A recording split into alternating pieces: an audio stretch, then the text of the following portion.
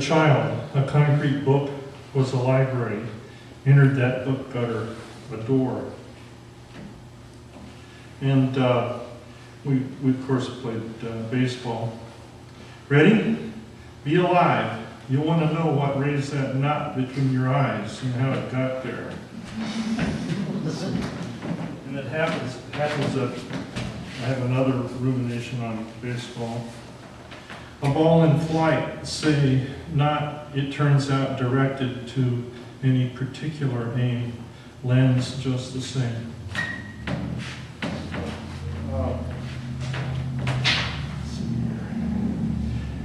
Get bitten by the threat. A suffix of romance is steep, and index of the tide makes up her form. Rugged, blasting deity with powdered sand. Warm kin, mere frayed tails, brilliant with seedlings, their chatter flows eastward, still remains black crystalline note, silent whippoorwill. I think any idea of truth is pretty provisional. If or if not true, we cannot at this point know them, though we would, much less prevent what happened, much as we will not prevent such things happening again, though we would, and will become mere vapor in the heat, that sheer knowledge, that fog that will remain impenetrable. So we must act on our local curiosities, constructing such truth as may be constructed at close range. Family, we think of you all most every day.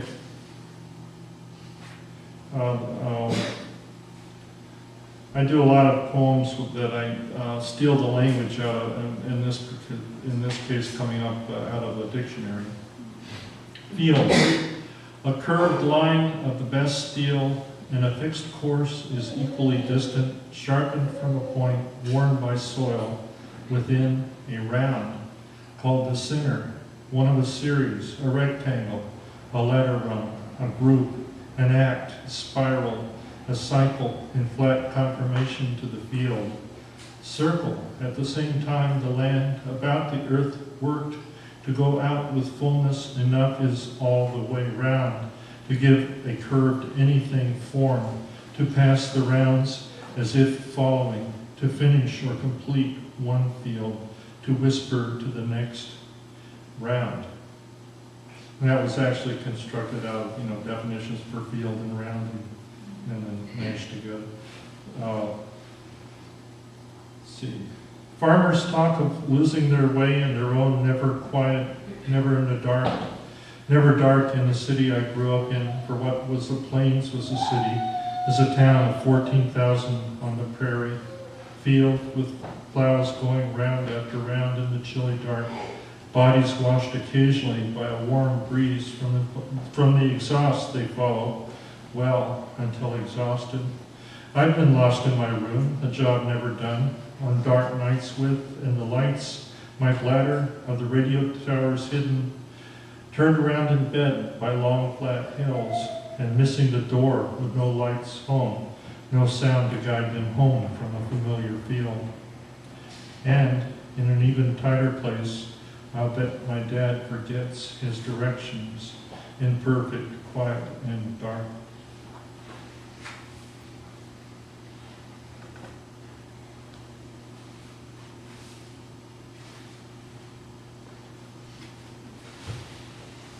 Summer dusk out west, backs against the cool water tank with Grandpa, those clouds that coming blue-black night.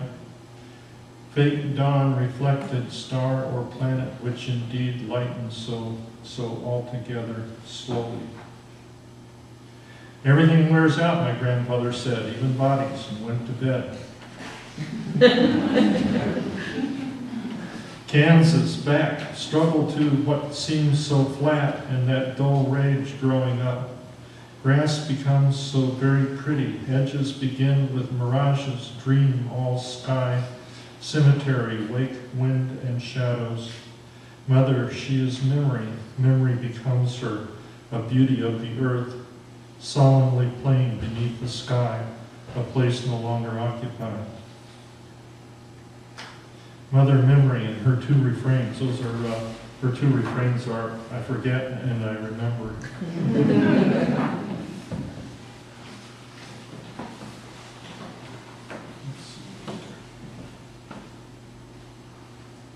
A picture which does still not show movement, born, brought to life to hush, he was still born, silence put to rest continuously. Pacify, more, brought to life, a son was born in a greater degree, still water in a pond. A born singer, silent by actual birth, or as if still, I intend to go, not noisy, notwithstanding, as a still small voice by nature, nevertheless, except in the sense of receiving, as if by birth, placid, boisterous, clamorous, the winds were still, her son was born.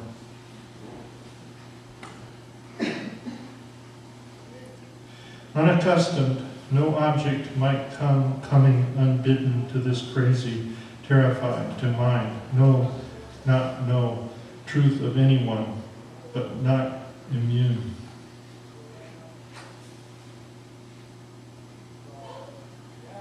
I was pregnant. My belly was huge, even huger than it is. And I felt movement in it. This was sudden, an overnight surprise. Among friends there were smiles, even snickers. I was really very happy, though somewhat shy. I turned to Anne and asked, delighted, how did you do that to me? Working, I drive a truck for a living, and sometimes having an occupation other than the bookstore is inconvenient.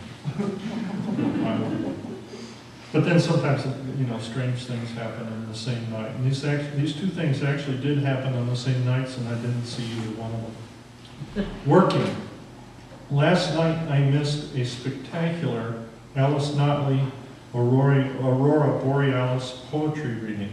Intense in the presence, reds and greens of greatness, rarely seen, so emotional at this latitude. She was, some sights, exhausted. Occasions to miss this chance, but I was working. To miss this chance, I should say. Yeah, don't swallow those things. I know poets hired to write computer manuals precisely so people can understand and make use of them.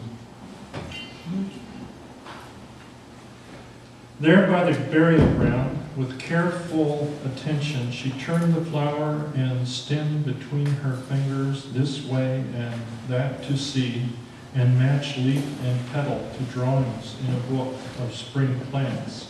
Found its name, false rue anemone. Across the road, a great blue heron floated to land in the creek with a croak. Stop dreaming. Work at the end of the day. The manifest said some deliveries missed were all related to poetry.